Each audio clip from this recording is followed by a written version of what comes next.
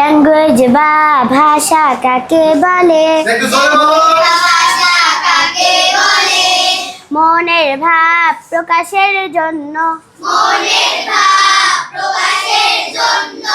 মানুষ যে সকল অর্থবোধক ধ্বনি বা আওয়াজ ব্যবহার করে তাকে ল্যাঙ্গুয়েজ বা ভাষা বলে।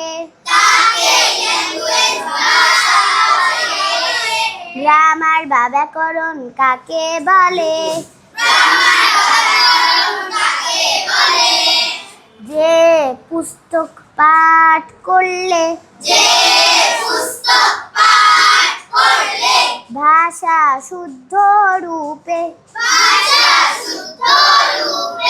বলতে পড়তে ও লিখতে শেখা যায়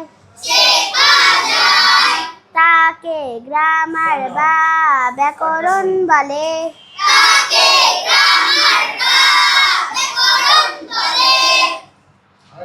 আরবিও নয় শুধু আল কাশেম আইডিয়াল ইনস্টিটিউট এক সিলেবাসে সব একসাথে শিক্ষা দেয়া হয়।